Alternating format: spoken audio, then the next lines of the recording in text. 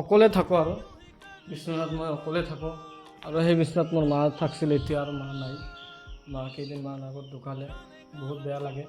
মাৰ কথা যেতিয়া মনত পৰে তেতিয়াই বেয়া লাগে, মানে কি ক'ম আৰু গাইছ।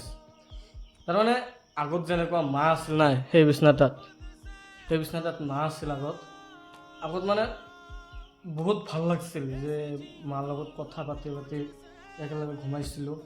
মানে ইমান ডাঙৰ এটা ঘৰত এতিয়া মানে যদি অকলে ঘুমাওঁ কিবা এটা নাইকিয়া হৈ থাকে, মানে মনৰ পৰা কিবা এটা নাইকিয়া হৈ থাকে যে কি হ'ল, মা নাই, বহুত বেয়া লাগে। সেইকাৰণে ভাবি আছোঁ যে কি কৰিম আৰু উপায় নাই, এনেকৈ থাকিব লাগিব।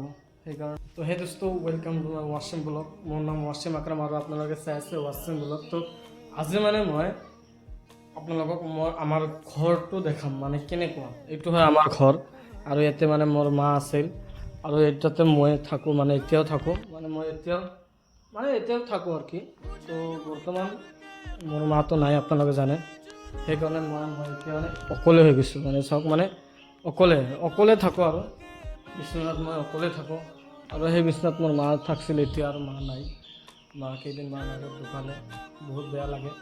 মাৰ কথা যেতিয়া মনত পৰে তেতিয়াই বেয়া লাগে, মানে কি ক'ম আৰু গাইছ।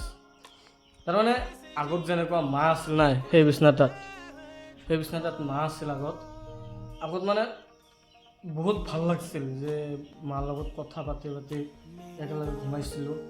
মানে ইমান ডাঙৰ এটা ঘৰত এতিয়া মানে যদি অকলে ঘুমাওঁ কিবা এটা নাইকিয়া হৈ থাকে, মানে মনৰ পৰা কিবা এটা নাইকিয়া হৈ থাকে যে কি হ'ল, মা নাই, বহুত বেয়া লাগে। সেইকাৰণে ভাবি আছোঁ যে কি কৰিম আৰু উপায় নাই, এনেকৈ থাকিব লাগিব। সেইকাৰণে মানে এতিয়া এনেকৈয়ে থাকোঁ, বুদ্ধি নাই। তো আপোনালোকে অলপমান ভালকৈ মোক ছাপোৰ্ট কৰি যাওক, ভিডিঅ'টো বহুত ভালদৰে বনাম। আৰু এইটো মানে আমাৰ ঘৰ হয়।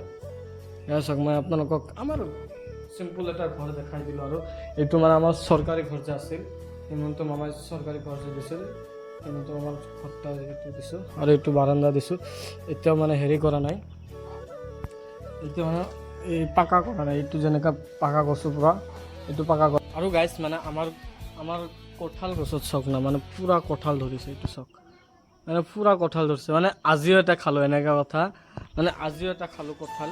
আৰু এইটো হয় মানে আমাৰ ঘৰ, মানে মোৰ মা যেতিয়া বাচি আছিল তেতিয়া মানে এইটো কিবা ৰান্ধা বাঢ়া যে ঘৰ কয়, সেই ৰান্ধা বাঢ়া ঘৰ আছিল। মানে এতিয়া ৰান্ধা বাঢ়া কৰিছিল মোৰ মা।